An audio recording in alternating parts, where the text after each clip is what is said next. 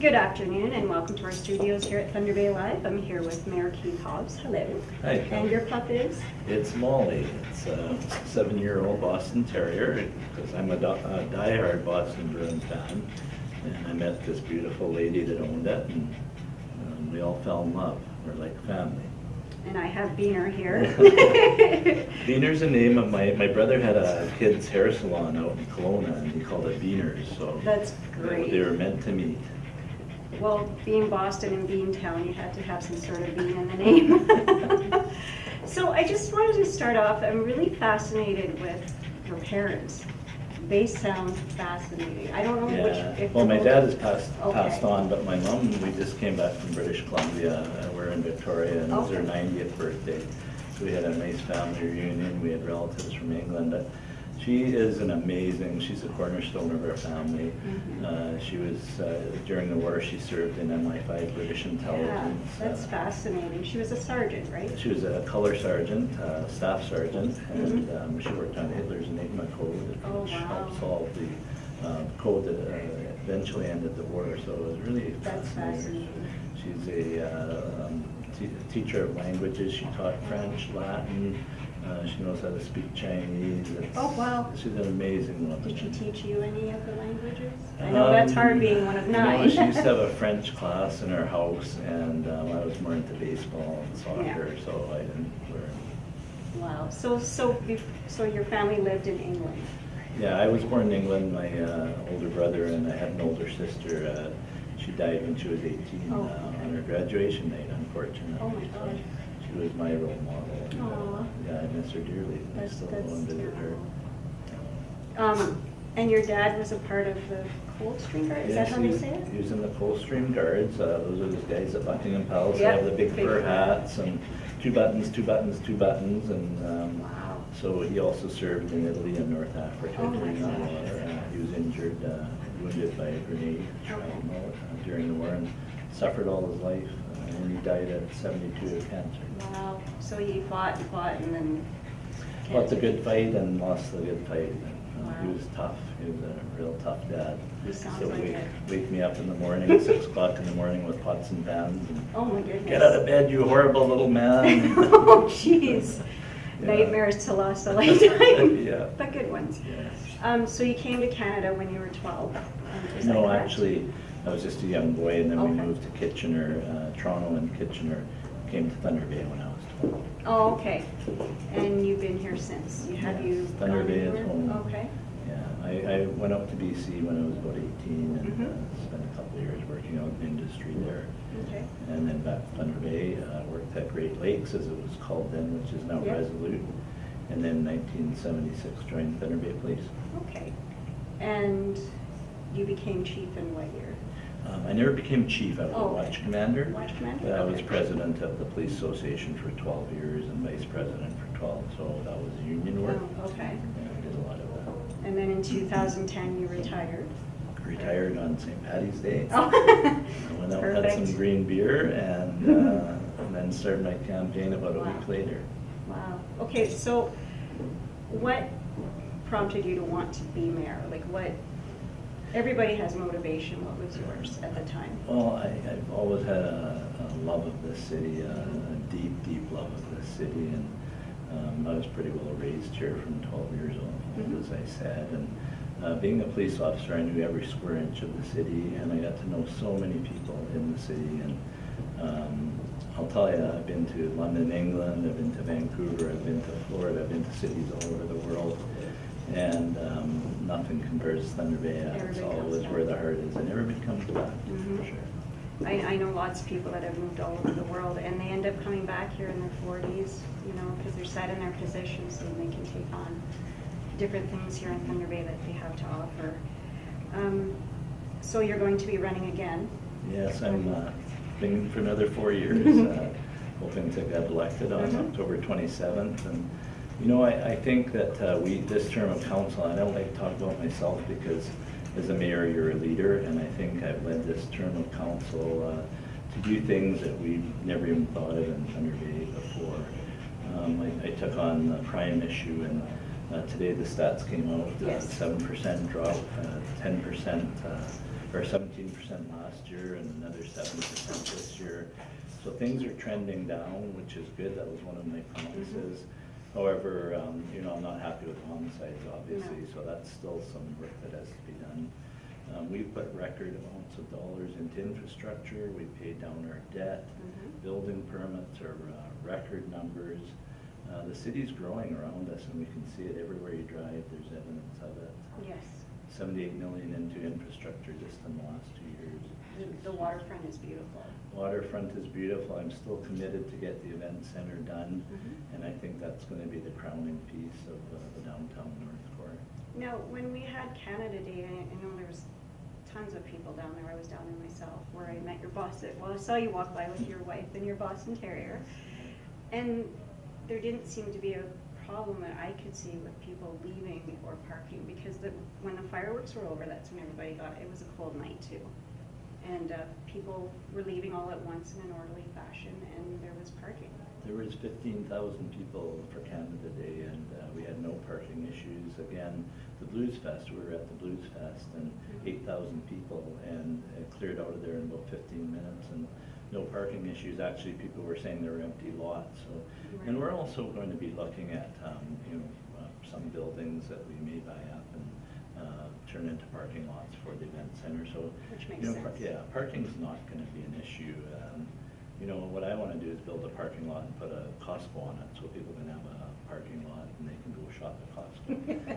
That's what I figure parking lots are for. Yes, you're right. So with the event center, how far are you along? Are you in it? And what's Well, we're just wrapping up phase 3, the build design, and we're soon going to be going into phase 4, and phase 4 is the funding. Okay. And I've already spoken to Greg Rickford. I have a meeting with him in Sioux Lookout next week. I have a meeting in North Bay in August with the right-hand man to infrastructure minister, Denny LaBelle, who I've met before. I'm trying to meet with Tony Clement, all the powerhouse people in government to line up that federal funding piece. We've already got the commitment from Michael Gravel and Bill Moore, our two ministers in Thunder Bay. They're on site for this project. We have Minister Glenn Murray, Brad Duguid, when we met with them last year. They like the project, so I think provincial funding is going to be there. And they just committed $110 billion to infrastructure over the next 10 years. So that's exciting. There's lots of money available for infrastructure. And now the hard part is going to be getting the feds on board, because they don't really want anything to do with hockey rinks. But it's not just a hockey rink. It's definitely not. It's 50,000 square feet of convention space. We're trying to attract shows, trade unions, you name it, big monster trucks, wrestling, whatever That'd be fun. whatever you can imagine, we're going to try and get into that event center. Well, Thunder Bay is really a hub for Toronto and Winnipeg. So, I mean, for people that want to, from Toronto that don't want to travel all the way to Winnipeg, can come to Thunder Bay, along with people from Winnipeg, and the businesses can meet. Yeah. And they can have their, like, there's going to be meeting rooms in there, isn't there? Oh, definitely. So, And, I mean, like, there's also that. yeah. I mean, I like the event center idea. You can have weddings there. There's so many things we can do there. And I've talked to Mark Chipman. We met a couple of weeks ago, the owner of the Winnipeg Jets. He definitely wants to bring his AHL hockey team here. And people don't realize the caliber of that hockey. It's just like watching an NHL game. We'll get to see the Providence Bruins here probably, the baby really? Bruins. Yeah. But and then we've talked to Sault Ste. Marie, and there's so many acts and shows that go to Sault Ste. Marie to their event center, and then fly over Thunder Bay to go to Winnipeg. That's And what we it want is. them to stop in Thunder Bay. It's huge for our economy. It would be perfect. I mean, with the hockey team, we had the Ottawa Senators farm team here before. Yeah, we did, and that was a couple of steps below the AHL. Okay, You so see it the wasn't AHL. quite. Okay. What you're seeing at the AHL is NHL players, want to be NHL players, but you're seeing when they're reconditioning, if they've had an injury or something, Oh, okay. they're rehabilitating, then the AHL is a step back to the NHL. Okay. So you're going to see NHL players come up and down. Mhm. You're going to see good players that are drafted by NHL teams that are just waiting for that jump up. Oh, wow. And they're already in the media because that's the way our media works. We find a prospect and the media seems to get on them right in the juniors. Yeah. And they follow, like Sidney Crosby, for instance, they followed him right away. Reebok took him on and they followed him right away. So that it's been fascinating. Unfortunately, he was plagued with too many head injuries now and he can't play as good as he used to. But he's still fascinating to watch. But I mean, look at this is Thunder Bay. This is Hockey Town, Canada. We produce more hockey or NHL players per capita, I think, than any city of our size, and it's just a natural fit for Thunder Bay. I mean, not only the NHL teams, we have our women's hockey here, and we have, is it Haley? Haley Irwin. Haley Irwin from Thunder Bay, which has been on the team twice now, I think, to go. And she does a lot of charity work. I saw that in the community that she goes to representing Team Canada and Thunder Bay as well.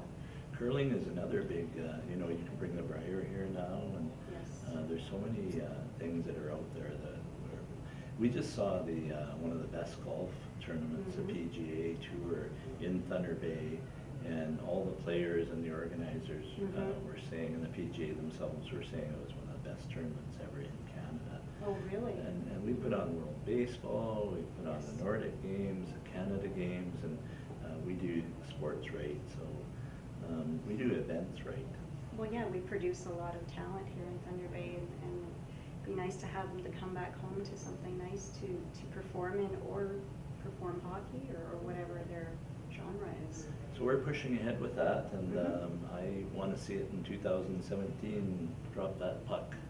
I'll be a fan. I'll be right there on the center line watching.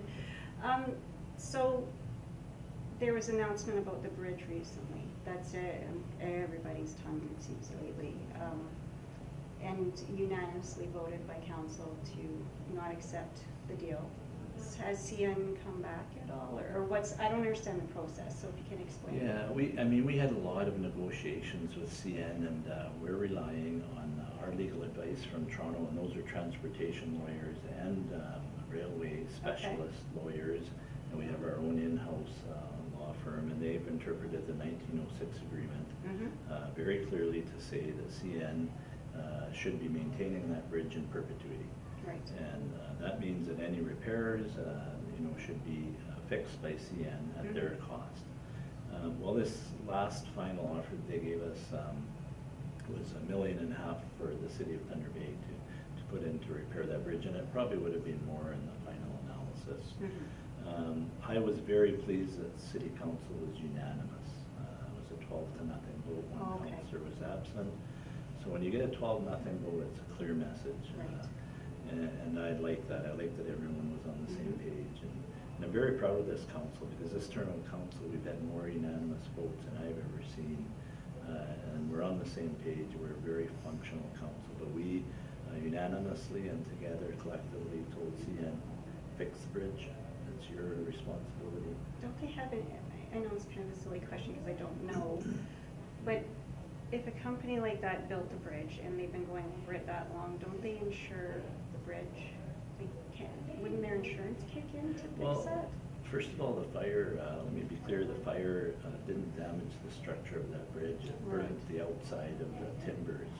But structurally, and we don't even know because we asked them to do an independent investigation ourselves with our engineers, and we haven't been allowed on that bridge. It's their bridge, they own it. They operate it, and that's something I want to be clear about too. The City of Thunder Bay doesn't own the bridge, we don't operate it, we don't maintain it, never have, and according to the 1906 agreement, never will. So what we're doing right now, our lawyers are looking at the 1905 and 1906 agreement, which gave CN right-of-ways within the City of Thunder Bay, and talked about the bridge and it being maintained in perpetuity by CN. So we're going through all that in-house, so it won't cost taxpayers. Right. And then we're gonna, the next term of council will make a decision whether we go to the legal battle or not. Which would take quite some time, and it's Unfortunately, it is, you know. So now what we're concentrating on is Highway 61 turnoff to Chippewa. Yes, that can be dangerous at times. Yes, I've seen a few near collisions, and we have to make sure that that's safe. But we also have to educate drivers to slow down getting the province to reduce the speed limits between Broadway Avenue and that turnoff, and Okay. maybe south a bit to give people time to slow down when they're approaching That would make intersection. sense. That makes very good sense, but again, that's the provincial domain because that's a provincial. Oh, right, so it's OPP. Yeah. Okay. So, So, say, I mean, this is kind of a shot in the wind, but is there any talk of maybe building our own bridge, or? Definitely. Chief Peter Collins, the previous chief of Fort William First Nation, and I talked about building a new bridge, getting the feds to fund most of it, and call it the Unity Bridge. We even came up with a name for it to unite our two communities. And you know, I really want to stress that bridge isn't a bridge for people to go over and get cheap gas.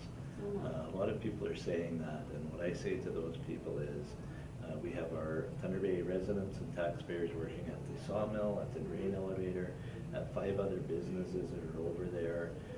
We have hockey moms and dads taking their kids to the rink. We have people and tourists, Thunder Bay residents and tourists going to Chippewa Park, up to Mount McKay Lookout. And then we have Fort William First Nation residents buying their groceries in Thunder Bay, buying their clothes, buying their furniture, their vehicles. So if there's commerce going on and activities going on between both communities. It's equal. It is, it's very equal. Yes, there's lineups for gas all the time, and it's probably hurting some local gas stations. That's the downside of it. That's the economy too. I mean, you can't blame for another community having cheaper gas for that reason, but it's our economies to blame too. It's tough all around, and if somebody could get something a little better to help a family out, to save a few dollars, of course, that's lunch money for a kid or something. Well, that's why I'm working on bringing Costco here too. Like, Costco is a great store for families. You can buy in bulk, and I've been talking to them, and I'm hoping for something to come out of that soon, very soon. Costco is an affiliate of Walmart, is it not? No, they're Or not. They're private. They're their own entity, but they treat their employees so well. I think an associate makes about $40,000 a year. Oh, wow. And their prices are great. And they're all over North America, and people love them. And I've heard so many people in Thunder Bay, give me a Costco here. Because they don't want to drive to Duluth all the Exactly, time. and I don't want them to drive to Duluth. If you look at our new waterfront, if you look at the event center, you look at the new hotels that are going up, I want to keep the North Shore shoppers here, have a staycation in Thunder Bay, stay in our nice hotel, shop at Costco, go to a hockey game or an event at the event center, and our economy is going to grow as well. Well, I know nearing Christmas time, a lot of the smaller communities like Marathon, Manitowocq, Terrace Bay, Long Rock, all those people head to Thunder Bay to go shopping. Yes, exactly. And if there's an event happening that weekend, I'm positive they would attend. I mean, Definitely. make a weekend of it. We were in Fort Francis at the Northwestern Ontario Municipal Association conference, and I had so many mayors say to me, build a Costco, build an event center, we'll come. Oh, really? Wow. Definitely, because a lot of them bypass Thunder Bay to go to Duluth and Minneapolis as well. Yes. So if we have those options that Duluth have, they're going to stop here. Absolutely.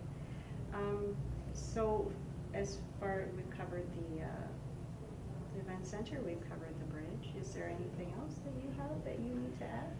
I want to look at our medical sector. Like, that's going to be on my agenda for next term of council. I'm confident I'm going to be the mayor again. I hope I am, God willing. And if the people of Thunder Bay think I've done a good enough job and support me, but I want to look at our medical for cardiac care. We really need it. We are the highest rate of amputations in the province. People have to fly to London and Toronto for medical care when we have a first-rate hospital here, cancer clinic, Northwestern Ontario School of Medicine, Mayo Law School. We're getting it all, but patients should be able to stay here and get treated here. Yes, it would be nice for all the family concerned. It would be wonderful. So that's one of the initiatives. More economic development. We need to attract industry here. We have kept taxes. I've looked at the charts for the last 15 years, and our tax rates, if you take away the 1.5% that we've been putting into infrastructure, it's totally dedicated to roads and bridges and other infrastructure, our tax increases would be the lowest in 15 years. We've added that 1.5 into it for infrastructure, and the taxes are still about the same as what they've been. So. Perfect. Yeah, I mean, so, I mean, I ran on fiscal responsibility, our credit rating just got up again, so it's 2 jumps in 2 years with Standard & Poor's, which is phenomenal. We have a AA- rating, and that's something that's been unheard of in Thunder Bay. So our budget process is good, we're in good financial shape. We paid down, I believe, about 25-30 million in debt. Oh, wow. Which is, again, a real good success story. So I think I've fulfilled all the commitments and promises that I made when I ran for mayor.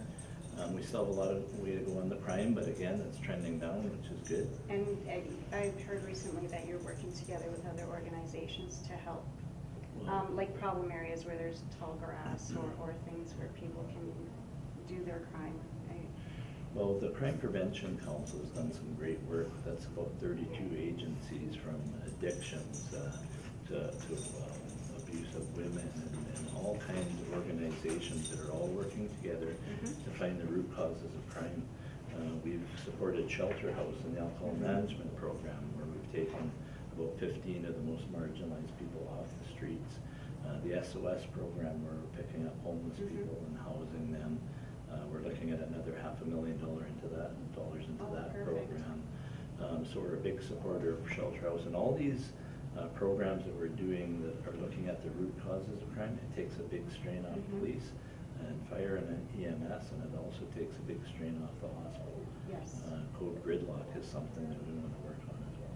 My aunt got into a horrible accident April 17th, and she remained in the hospital for quite some time, and the level of care she received when she was in intensive care was phenomenal. Yeah. Not only were the nurses doing their job, but they cared.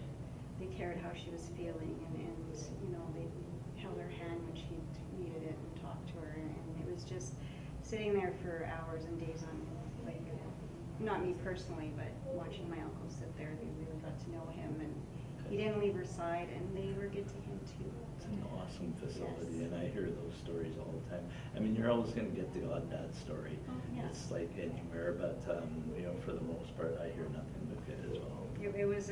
I mean, it was unfortunate she had to be in there that long, along with my cousin. But they got such phenomenal care, and they were very comfortable at that. As comfortable as it's going to get as with being injured. But okay, well, I think we're good, and it's very nice sitting here talking to you, and wonderful meeting your dog. Yeah, it's nice to took see off. you too. Thank you so and much. Go Bruins. Absolutely, I can't wait for the I season. don't want to have to put that Hobbs tattoo on my head again. Oh no, that was horrible. I felt so bad with you. For you. I know, but a bet is a bet, right? Well, yeah. What was the bet anyway? Well, it was with Danny Fresta from CKPR, and Okay. we had a bet before the Montreal-Boston series. Whoever loses has to wear the other team's tattoo on their head. Oh no. It was airbrushed, luckily. Yeah, no kidding. So I had to wear it for a couple days, but that story, a couple days? that went viral. It was on the Russian sports in Moscow. It was on Holy CNN, smokes. TSN, ESPN, USA Really? Today. Don yeah. Cherry must have been so mad Yeah, at it you. was Bobby Orr saw it on, yeah. They Oh, were, Bobby, oh no. Bobby Orr said, that poor guy, but man, oh, Jeez, man. that's dedication to your team, though. Yeah. Like both of us with Boston Terriers. I love Boston Bruins. It just go Bruins. Well, thank you very much. Yeah, take care. Kelly and Keith from ThunderBayLive.com.